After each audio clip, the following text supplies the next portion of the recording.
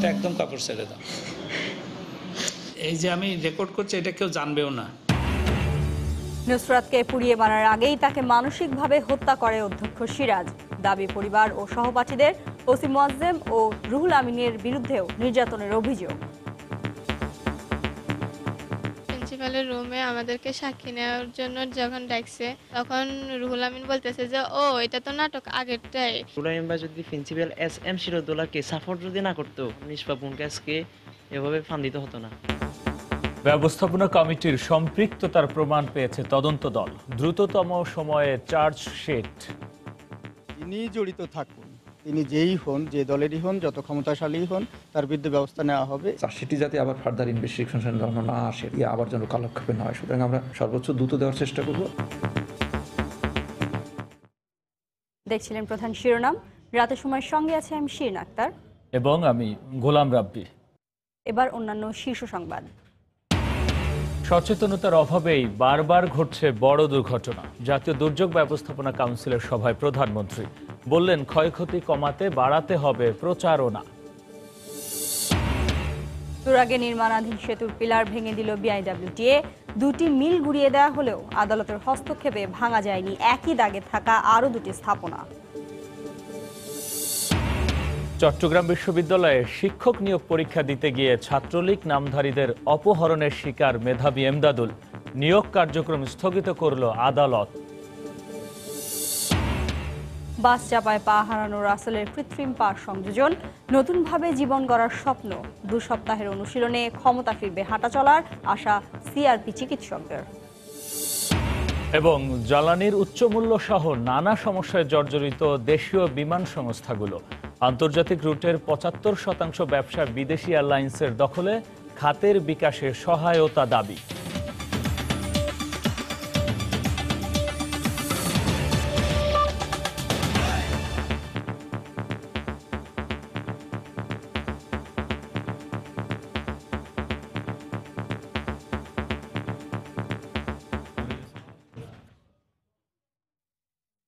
ফেনী সোনাগাজী ইসলামিয়া ফাজিল মাদ্রাসার ছাত্রী নুসরাত জাহান রাফিকে পুড়িয়ে হত্যার আগেই তাকে মানসিকভাবে মেরে ফেলা হয়েছিল। শুধু তাই নয়, গত 27 মার্চ মাদ্রাসার অধ্যক্ষ সিরাজের বিরুদ্ধে যৌন নিপীড়নের বিচার চাইতে গিয়ে মানসিক নির্যাতনের শিকার হয় নুসরাতের পরিবার ও সহপাঠীরা। সংশ্লিষ্টরা বলছেন, যে সময়ে থানার ওসি মোয়াজ্জেম হোসেন শুধু নুসরাতকেই নয়, তার 2 বান্ধবীরও ভিডিও ধারণে বাধ্য করে। পরিবারের দাবি, পুলিশ দোষীদের বিরুদ্ধে তাৎক্ষণিক ব্যবস্থা নিলে নুসরাতের এমন বিদায় হতো না। জুলহাস তালুকদারের ক্যামেরায় বক্তিয়ার মুন্নার রিপোর্ট। গত 27 মার্চ সকালে নুসরাত ক্লাসে বসে সহপাঠীদের সাথে গল্প করছিল। এই সময় মাদ্রাসার পিয়ন নুরুল আমিন এসে অধ্যক্ষ ডাকছে বলে নুসরাতকে জানায়। নুসরাত তার 2 বান্ধবীকে নিয়ে অধ্যক্ষের কক্ষে যায়।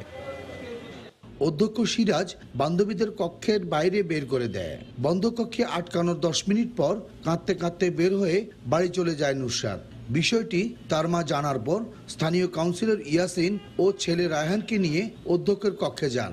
এই সময় অধ্যক্ষ সিরাজ তাকে গালমন্দ করে নুসরাতের চরিত্র নিয়ে প্রশ্ন তোলেন। বাদ অনুবাদের এক পর্যায়ে অধ্যক্ষ মাদ্রাসা পরিচালনা কমিটির সহসভাপতি রুহুল আমিনকে ফোন করলে তিনি পুলিশ নিয়ে আসেন। পরিবার ও সহপাঠীদের দাবি, অধ্যক্ষ রুহুল আমিন তাদেরকেও মানসিকভাবে নির্যাতন করেছে। আমরা তো জানি ওনার স্বভাব চরিত্র আগ থেকে অনেক আগ থেকে খারাপ। আমরা ওর সাথে গেছিলাম, ও অফিসের ভিতরে গেছে, প্রায় 10 মিনিটের মতো ছিল। 10 মিনিট পরে ও মানে খুব কান্না করে বেরিয়ে গেছে। প্রিন্সিপালের রুমে আমাদেরকে সাক্ষী নেওয়ার জন্য যখন ডাকছে, তখন আমরা গেছি। তখন রুহুল আমিন বলতেছে যে ও এটা তো নাটক আগেরটাই, ঠিক তো, এটি সবকিছু সাজানো। তখন রুহুল আমিন বলতেছে যে থানা নিয়ে যাওয়ার কি দরকার, আমরা এখানে তো এটা বসে শেষ করতে পারি। মাদ্রাসার প্রিন্সিপাল SM সিরাজউদ্দৌলা যখন এভাবে আমার আম্মুর সাথে ছোট ভাইয়ের সাথে যেসব গালিগালাজগুলো করছিল, তখন মাদ্রাসার গভর্নিং বোর্ডের সহসভাপতি উপস্থিত ছিলেন। উনি থাকা অবস্থায় কিভাবে এই ধরনের বিহেভ করতে পারে? এদিকে নুসরাতের ছোট ভাইয়ের দাবি, ব্যবস্থাপনা কমিটি বিচারে দ্রুত পদক্ষেপ নিলে তার বোনের এমন মর্মান্তিক মৃত্যু হতো না। তাৎক্ষণিক যদি মাদ্রাসার গভর্নিং বোর্ডের সহসভাপতি রুহুল আমিন যদি প্রিন্সিপাল SM সিরাজউদ্দৌলাকে সাপোর্ট যদি না করতো, তাহলে আমরা আমার বোনকে আজকে নিষ্পাপ বোনকে আজকে এভাবে ফান দিতে হতো না। ওই দিন দুপুরে নুসরাত, তার মা ও 2 সহপাঠীকে থানা ডেকে নিয়ে যান সাবেক ওসি মোয়াজ্জেম হোসেন। কাপড় ছাড়ো, মুখেরটা একদম কাপড় ছেড়ে দাও। এই সময় নুসরাত ও তার দুই সহপাঠী অস্বীকৃতি জানালেও নেকাব খুলে তাদের ভিডিওতে বক্তব্য ধারণে বাধ্য করেন ওসি। এই যে আমি রেকর্ড করছি এটা কেউ জানবেও না, এটা আমার কাছেই থাকবে। থানায় যাওয়ার পর নুসরাত ওখানে ভিডিও করতে কানাকাটি করে বলছে সবগুলো, আরেকজনের ভিডিও করছে। ওসি সাহেব ওকেও মুখ খোলার জন্য বলছে, তখন ও মুখ খুলছে, মুখ খুলে সবটা বলছে। আমাকে ডাকার পর যে বলতেছে যে আমি মুখ খোলো, আমি বলতেছি যে না আঙ্কেল এটা এখানে মুখ খোলা যায়, আমি মুখ খুলবো না। ওই দিনের নুসরাতের মায়ের দায়ের করা মামলায় অধ্যক্ষ সিরাজকে গ্রেফতার করা হয় আর 6 এপ্রিল নুসরাতের শরীরে কেরোসিন তেল ঢেলে আগুন ধরিয়ে দেয়া হয়। দীর্ঘ 5 দিন বাঁচার জন্য লড়াই করে ঢাকা মেডিকেল কলেজে মারা যায় প্রতিবাদের প্রতীক নুসরাত। বখতিয়ার মুন্না, সময় সংবাদ, ফেনী। নুসরাত হত্যাকাণ্ডে সোনাগাজী ইসলামিয়া ফাজিল মাদ্রাসার ব্যবস্থাপনা কমিটির কয়েকজনের জড়িত থাকার প্রমাণ পেয়েছে তদন্ত দল। 2 দিন মাঠ পর্যায়ে তদন্তের পর বিকেলে পুলিশের তদন্ত কমিটির প্রধান ডিআইজি SM রুহুল আমিন সাংবাদিকদের আরও জানান, অভিযুক্ত অধ্যক্ষের বিরুদ্ধে ব্যবস্থাপনা কমিটি যথাযথ পদক্ষেপ না নেয়ায় নুসরাত হত্যার ঘটনা ঘটেছে। তার ভিতর গভর্নিং বডির সদস্য আছে, কাউন্সিলর এবং গভর্নিং বডির সদস্য এরকম আছে।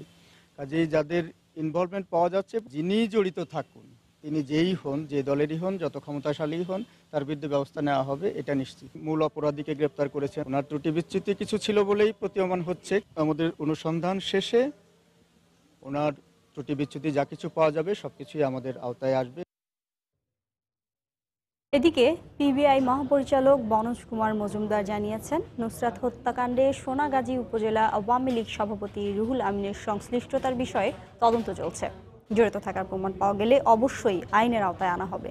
দ্রুত ও যৌক্তিক সময়ের মধ্যে মামলার চার্জশিট দেওয়ার চেষ্টা চলছে বলেও জানান তিনি।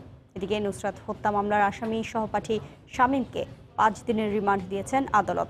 হত্যায় জড়িতদের শাস্তি দাবিতে বিভিন্ন স্থানে মানববন্ধন ও বিক্ষোভ অব্যাহত রয়েছে। খান মোহাম্মদ রুমালের রিপোর্ট।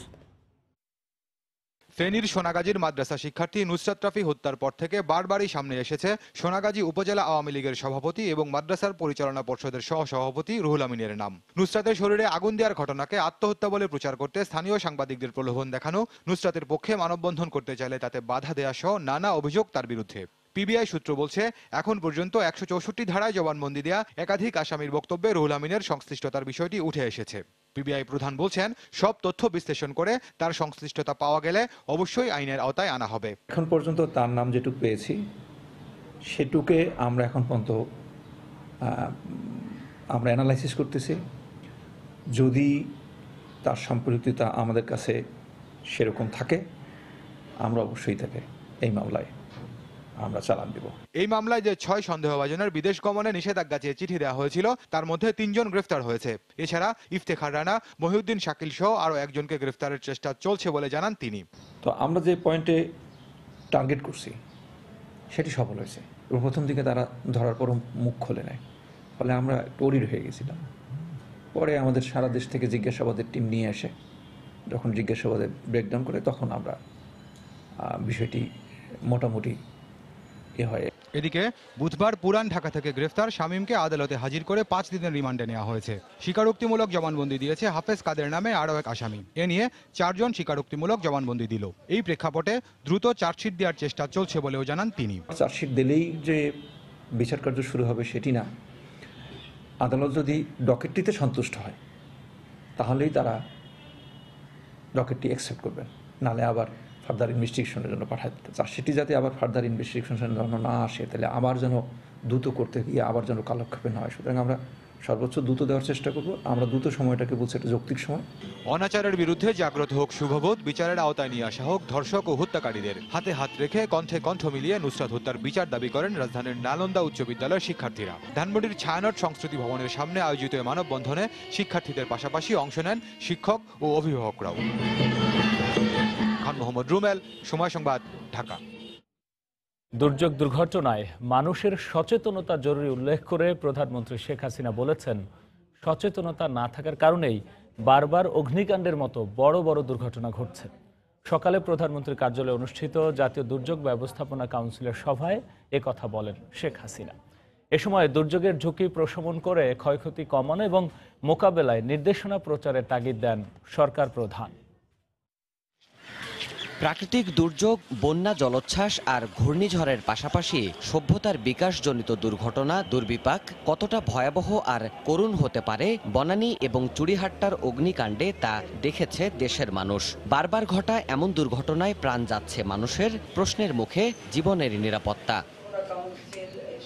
এমন বাস্তবতায় বৃহস্পতিবার সকালে প্রধানমন্ত্রীর কার্যালয়ে অনুষ্ঠিত হয় জাতীয় দুর্যোগ ব্যবস্থাপনা কাউন্সিলের সভা। প্রধানমন্ত্রীর সভাপতিত্বে এতে অংশ নেন সংশ্লিষ্ট ৪১টি সংস্থা ও বিভাগের নীতি নির্ধারকরা।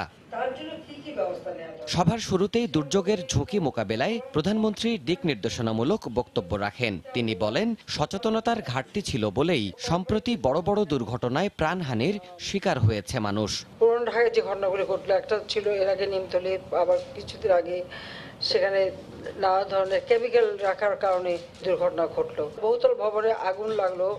সেখানে যে জিনিসটা লক্ষণীয় ছিল যে সেখানে যারা কর্মরত ছিলেন তাদের মাঝে কোনো সচেতনতা ছিল না। সেখানে যে ফায়ার এক্সিট আছে সেটা সম্পর্কে তারা জানে না। দুর্ঘটনাগুলি যাতে না ঘটে তার জন্য কি কি ব্যবস্থা নেওয়া দরকার সেটাও আমাদেরকে চিন্তা করতে হবে, পরিকল্পনা করতে হবে। আসন্ন বর্ষা মৌসুমে যাতে বন্যায় ক্ষয়ক্ষতি নিয়ন্ত্রণে রাখা যায় সে ব্যাপারে প্রস্তুতি নেয়ার নির্দেশ দিয়ে শেখ হাসিনা বলেন, দুর্যোগের ঝুঁকি প্রশমনে মানুষকে সচেতন করে তোলার পরিকল্পনা জরুরি। সামনে কিন্তু আরেকটা সময় আসছে, বন্যার সময়। ক্ষতির পরিমাণটা কত কম হতে পারে সেটাই আমাদের ভেবে দেখতে হবে, সেভাবে ব্যবস্থা নিতে হবে। খুব ছোট আকারে কিছু দিক নির্দেশনা, এই নির্দেশনাগুলি ব্যাপকভাবে প্রচার করা দরকার। বহুতল ভবন নির্মাণে সংশ্লিষ্টদের আরও সতর্কতা অবলম্বনের আহ্বান জানান সরকার প্রধান। তিনি বলেন, সম্প্রতি ঘটে যাওয়া দুর্যোগ দুর্ঘটনা দক্ষতার সাথে সামাল দিয়েছে সরকার। 16 কোটি মানুষের যেখানে বসবাস, আমি জানি না কোনো পশ্চিমা দেশে যদি এরকম জনসংখ্যা হয় তারা সেটা সামাল দিতে পারবে কিনা আমার সন্দেহ আছে, পারবে না। দেবাশিস রায়, সময় সংবাদ, ঢাকা।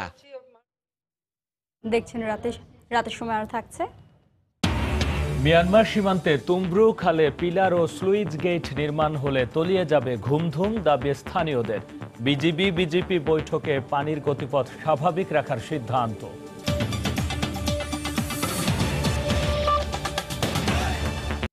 ঢাকার চারপাশে নদী দখলমুক্ত করার চলমান অভিযানের ৩০তম দিনে তুরাগের টঙ্গী অংশে একটি স্পিনিং ও একটি কম্পোজিট মিল উচ্ছেদ করেছে বিআইডব্লিউটিএ। তবে উচ্চ আদালতের স্থগিতাদেশের কারণে ভাঙা যায়নি একই দাগে থাকা আরও দুটি স্থাপনা। এদিন অপসারণ করা হয় সড়ক ও জনপথ বিভাগের নির্মাণাধীন সেতুও। তবে বৈধ দাবি করে নদী তীরে নির্মিত চায়না মালিকানাধীন একটি কারখানা উচ্ছেদ করেনি বিআইডব্লিউটিএ। প্রায় ২ একর তুরাগের জায়গা দখল করে টঙ্গীর মাসিমপুরে গড়া হয়েছে আনন্দ গ্রুপের মালিকানাধীন জেরিনা স্পিনিং ও জেরিনা কম্পোজিট মিল, যা বৃহস্পতিবার সকালে গুড়িয়ে দেয় বিএডব্লিউটিএ। উচ্ছেদ চলাকালে সরেজমিনে এসে আনন্দ গ্রুপের মালিক, নির্বাহী ম্যাজিস্ট্রেট ও বিআইডব্লিউটিএর কর্মকর্তাদের সঙ্গে উচ্ছেদের বৈধতা নিয়ে উত্তপ্ত বাক্য বিনিময় করেন।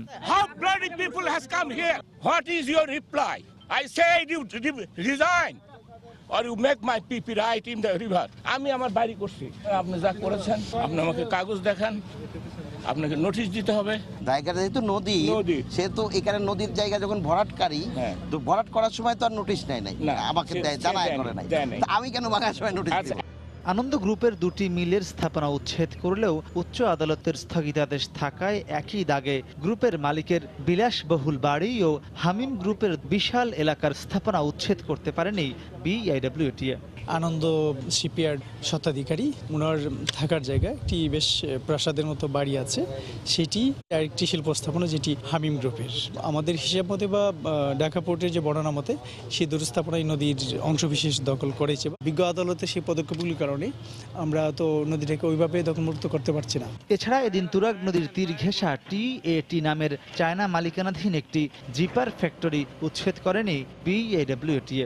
সংস্থাটির দাবি, গত বছরই তাদের অবৈধ অংশ উচ্ছেদ করা হয়েছিল। পরে বিকেলে অনুমোদন না নিয়ে কামারপাড়ায় তুরাগ নদের উপর সড়ক ও জনপথ বিভাগের নির্মাণাধীন আশুলিয়া টঙ্গী সংযোগ সেতুটি অপসারণ করে বিআইডব্লিউটিএ। বিদ্যমান ব্রিজগুলো ভেঙে ফেলার জন্য সরকারের কাছে সুপারিশ করা হয়েছে নৌ পরিবহন মন্ত্রণালয়ের পক্ষ থেকে। সড়ক ও জনপথ থেকে একই হাইটে ব্রিজ বানানো হচ্ছে এবং দুই পাশ থেকে নদীর চ্যানেলটা পুরাটা ভরাট করে নিয়ে এসে আপনার বানানো হচ্ছে। নদ নদীর উপরে যে কোনো জায়গায় ব্রিজ বানাতে হলে BIWT এর পূর্ব অনুমতি লাগে। উচ্ছেদের পাশাপাশি নিলামের মাধ্যমে এদিন প্রায় 1.25 কোটি টাকার জব্দ করা বালু ও পাথর বিক্রি করেছে সংস্থাটি।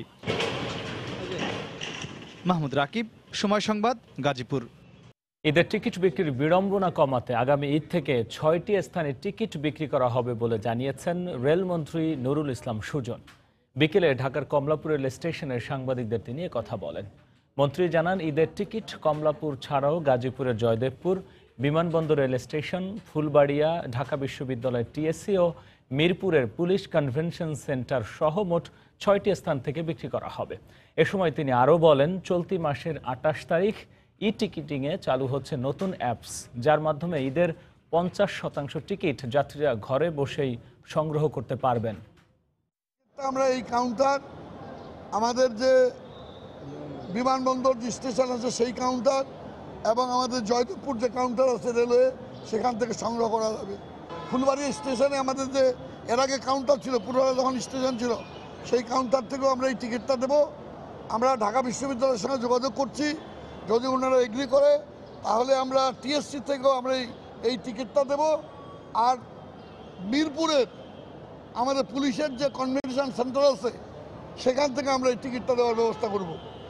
তাহলে 6 জায়গার থেকে আমরা আগামী ঈদের টিকিট আমরা যাত্রী সাধারণের কাছে যাতে সহজেই কোনো ধরনের ভিড় ভাট্টা কিংবা এই যে রাত্রি যাপন করে অপেক্ষা করে যে টিকিট সংগ্রহ করতে হয়, এইটাকে আমরা কিছুটা সহজ করতে চাই।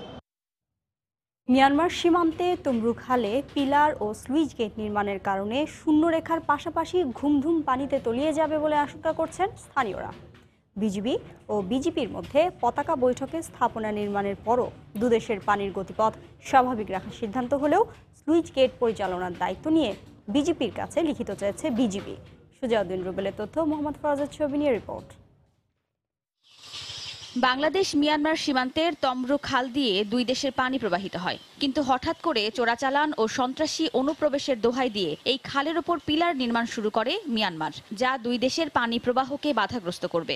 এ ব্যাপারে বারবার মিয়ানমারকে প্রতিবাদ লিপি দেয়া হলেও কোনো সাড়া দেয়নি। 150 ফিট ভিতরে মিয়ানমার ভিতর দিয়ে তারা একটু বান নির্মাণ করছে, কাটা দিচ্ছে। একটু পানি যদি একটা বড় লক্ষ্য, এখানে অনেক পানি উঠবে। তম্বুর থেকে শুরু করে শেষ মাটি পর্যন্ত 100-র উপর খাল আছে। কোনো খালতে এরকম নেট দাও না তুমি, যদি তোমার ওখানে সন্ত্রাসী ঢুকতে পারে অথবা কোনো একটা যদি তোমার যদি বই থাকে, তাহলে ওই খালগুলো কেন তুমি দাও নাই? আমরা এখান থেকে সারাইবার জন্য ওরা কি খাল ব্লক করেছে। যে স্থানীয় জনপ্রতিনিধি জানালেন, খালে পিলার ও স্লুইস গেট নির্মাণের ফলে শূন্যরেখার পাশাপাশি ঘুমধুম পুরো ইউনিয়নের ঘরবাড়ি, রাস্তাঘাট ও ফসলি জমি পানিতে তলিয়ে যাবে। আগে পানি উঠলে মনে করেন 8-10 ঘন্টার মধ্যে চলে যেত, এখন পানি উঠলে হয়তো 8-10 দিন থাকি যাবে, পুরো এলাকায় প্লাবিত হয়ে যাবে। বৃহস্পতিবার দুপুরে এ বিষয়ে ঘুমধুম 0 পয়েন্টে বাংলাদেশের অভ্যন্তরে পতাকা বৈঠকে বসে বিজিবি ও মিয়ানমারের বিজেপি। 2 ঘন্টার বৈঠক শেষে স্থাপনা নির্মাণের পরও দুই দেশের পানির গতিপথ স্বাভাবিক রাখার সিদ্ধান্ত নেওয়া হয়। তবে স্লুইস গেট পরিচালনার দায়িত্ব নিয়ে বিজেপির কাছে লিখিত চেয়েছে বিজিবি। তারা স্লুইস গেটের মতো করেছে যে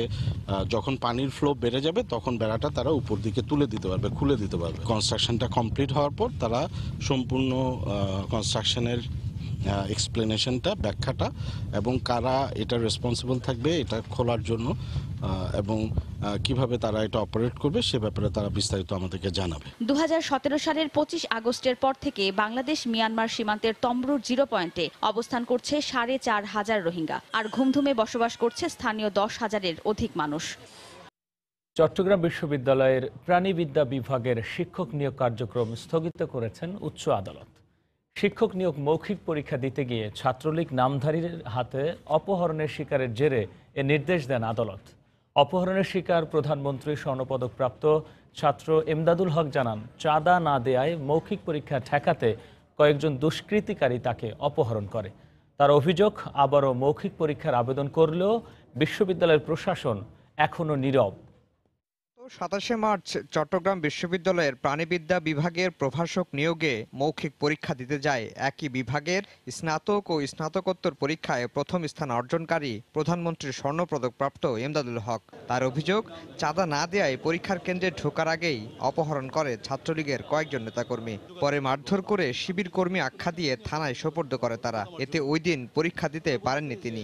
ছোট ভাইদের কিছু আর্থিক দাবি দেওয়া আছে, আমি বললাম কেমন দাবি দেওয়া, তো আমি ইন্টারভিউ বোর্ডটা শেষ করে আসি, তো ঠিক আছে তোমাদের নাস্তা করাই দেবো। ঢাকায় নিয়ে গেছে ওই আর্টস ফ্যাকাল্টির পাশে, যে ল্যাকের পাশে যে রাস্তাটা, ওই জায়গায়।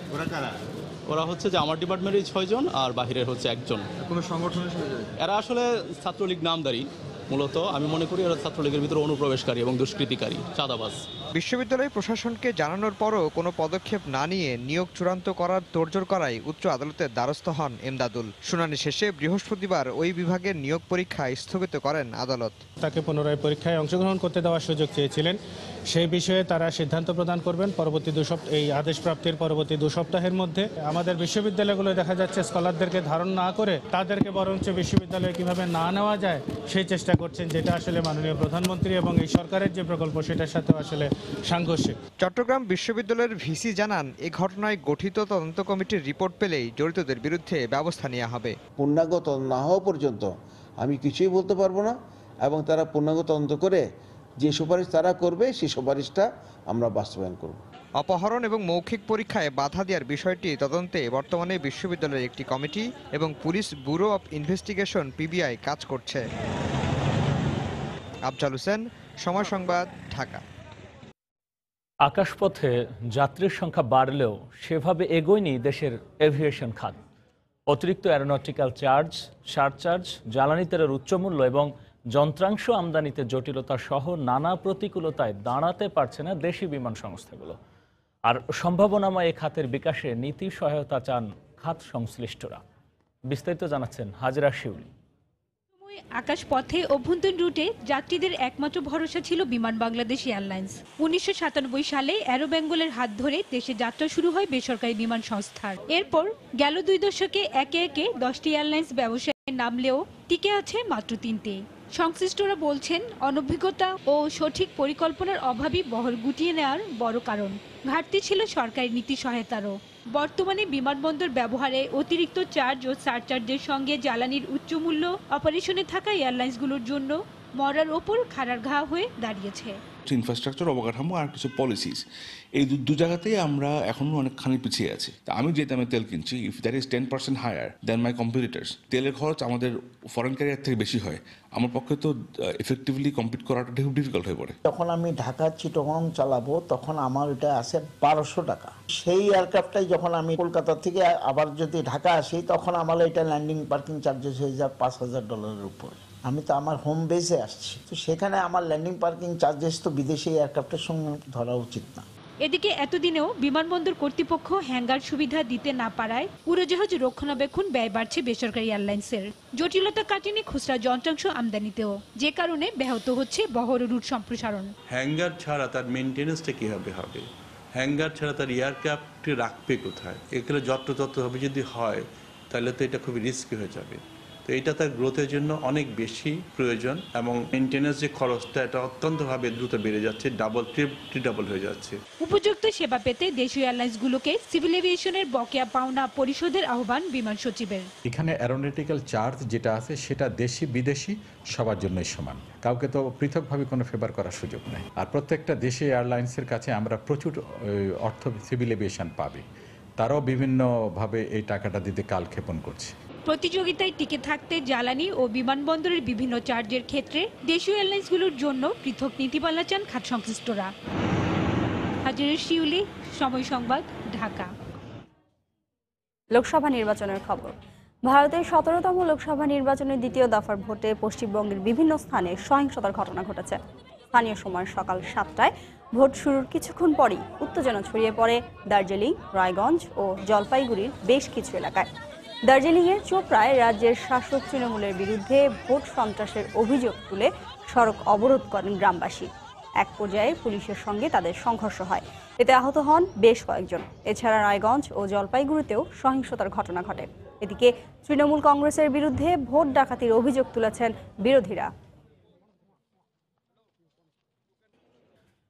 এক জেলা এক সিগন্যাল এর প্রতিবাদে মৌলভীবাজারে জেলা কেবল অপারেটরদের সম্মেলন হয়েছে। সকালে শ্রীমঙ্গলে গ্র্যান্ড সুলতান হোটেলে এ সম্মেলন হয়। এতে অংশ নেন জেলার কয়েকশো কেবল অপারেটর। প্রধান অতিথি ছিলেন প্রধানমন্ত্রীর সাবেক তথ্য উপদেষ্টা ইকবাল সুবহান চৌধুরী। এ সময় কেবল ব্যবসার উন্নয়নে যুগের সঙ্গে তাল মিলিয়ে চলতে কেবল অপারেটরদের প্রতি আহ্বান জানান তিনি।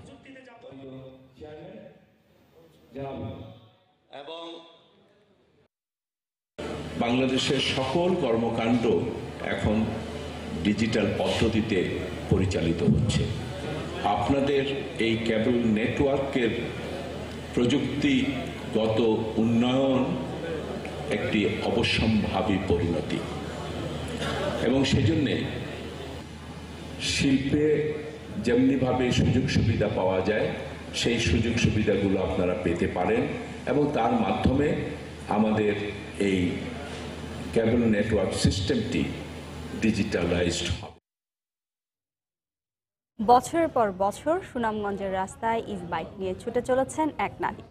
জীবনযুদ্ধে লড়াই করে টিকে থাকা এই নারীর নাম যাত্রী রানী বর্মন। সারাটা জীবন ঘাত প্রতিঘাতের মধ্যে পেরিয়ে দৃঢ় মনোবলের কারণে আজ তিনি স্বামী, সন্তান আর গাড়ি চালিয়ে অনেকটাই সুখী। স্বপ্ন দেখেন আরও এগিয়ে যাবার। হিমাদ্রি শেখর ভদ্রকে সঙ্গে নিয়ে নৌশাদ আহমদ চৌধুরীর ক্যামেরায় এই নারীর গল্প জানাচ্ছেন ইকরামুল কবির। সুনামগঞ্জের তাহিরপুর উপজেলার খলাহাটি গ্রামের শোভারানী বর্মন ও দেবেন্দ্র বর্মনের 3 মেয়ে যাত্রী, সুচিত্রা ও বিচিত্রা। ওদের বাবা হঠাৎ মারা যাওয়ার পর বিপর্যস্ত অবস্থার মধ্যে পড়ে তাদের সংসার। আমরা ছোটবেলা থেকে আমরা 3 বোন কাজ করছি মানুষের বাসাত। মা কাজ করছে, 4 জন 4 খানে থাকছি। আমরা কোনো সময় একসাথে হইতে পারছি না। হঠাৎ করে আমি টেলারের কাজ শিখলাম। টেলারের কাজ শিখিয়া এবার মার এক কান আনলাম, 3 বোন এক জায়গাতে আনলাম। এক সময় সুখের আশায় যাত্রী বিয়ে করেন রিক্সা চালক হৃদয়কে, কিন্তু কাজের প্রতি স্বামীর অনীহার কারণে অভাব অনটন যায়নি যাত্রীর সংসারে। শেষে নিজেই বসেন কিস্তিতে কেনা ইজি বাইকের চালকের। অটো একটা ভাড়া কিস্তিতে লইলাম, কিস্তিতে লইয়া এরপরে আমার স্বামীরে দিলাম। সে একদিন চালাইলে একদিন চালায় না, কাজিয়া ঝগড়া অনেক বেশি হয়। তখন খুব খারাপ লাগে। তখন আমি চিন্তা করলাম আমি বুধ অটো চালানি শিখলে আমার নিজের কিস্তি নিজেই চালাইতে পারবো। তাদের লক্ষ্য 2 মেয়ে ও 1 ছেলের সুন্দর ভবিষ্যৎ। স্বামী স্ত্রী মিলে চলতে পারি আর সংসারে যদি 2-1টা যদি সঞ্চয় থাকে তে ফুলাফরিটারও মানুষ করান যাইব। আর যাত্রীর পথ চলার নিরাপত্তার দাবি জানিয়েছেন নারী নেত্রীরা। আমরা চাই যে এইরকম নারীরা আরো আগাইয়া যাক, এটাই আমরা প্রত্যাশা করি যে তার নিরাপত্তাটা যেন শহরে ঠিক থাকে আর কি। অন্যদিকে জেলা প্রশাসক যাত্রীকে সব ধরনের সহযোগিতা প্রদানের আশ্বাস দিলেন। আমরা সংশ্লিষ্ট ব্যাংক কর্তৃপক্ষের সাথে সরাসরি যোগাযোগ করে তাদের সেই ধরনের জনবান্ধব কর্মসূচির মাধ্যমে তাদেরকে সেদিকে আমরা নেওয়ার ক্ষেত্রে প্রচেষ্টা গ্রহণ করব। যাত্রীকে প্রতি সপ্তাহে 2500 টাকা ইজি বাইকের কিস্তি পরিশোধ করতে হয়। ইকরামুল কবির, সময় সংবাদ, সুনামগঞ্জ। এ পর্যায়ে শীর্ষ সংবাদ জানিয়ে দিচ্ছি আরেকবার। কাপড় ছাড়ো, মুখেরটা একদম কাপড় ছেড়ে দাও। এই যে আমি রেকর্ড করছি এটা কেউ জানবেও না। নুসরাতকে পুড়িয়ে মারার আগেই তাকে মানসিকভাবে হত্যা করা হয় দাবি পরিবারের। ব্যবস্থাপনা কমিটির সম্পৃক্ততার প্রমাণ পেয়েছে তদন্ত দল। দ্রুততম সময়ে চার্জশিট। সচেতনতার অভাবেই বারবার ঘটছে বড় দুর্ঘটনা। জাতীয় দুর্যোগ ব্যবস্থাপনা কাউন্সিলের সভায় প্রধানমন্ত্রী বললেন, ক্ষয়ক্ষতি কমাতে বাড়াতে হবে প্রচারণা। তুরগে নির্মাণাধীন সেতুর পিলার ভেঙে দিল বিআইডব্লিউটিএ। 2টি মিল গুড়িয়ে দেয়া হলেও আদালতের হস্তক্ষেপে ভাঙা যায়নি একই দাগে থাকা আরও 2টি স্থাপনা। চট্টগ্রাম বিশ্ববিদ্যালয়ে শিক্ষক নিয়োগ পরীক্ষা দিতে গিয়ে ছাত্রলীগ নামধারীদের অপহরণের শিকার মেধাবী এমদাদুল। নিয়োগ কার্যক্রম স্থগিত করল আদালত। এবং জ্বালানির উচ্চমূল্য সহ নানা সমস্যায় জর্জরিত দেশীয় বিমান সংস্থাগুলো। আন্তর্জাতিক রুটের 75% ব্যবসা বিদেশি এয়ারলাইন্সের দখলে, খাতের বিকাশে সহায়তা দাবি। এই ছিল রাতের সময়। আপনার মোবাইলে সময় সংবাদ দেখতে ও সব খবর পেতে ডাউনলোড করুন সময় অ্যাপ। সঙ্গেই থাকুন সময়।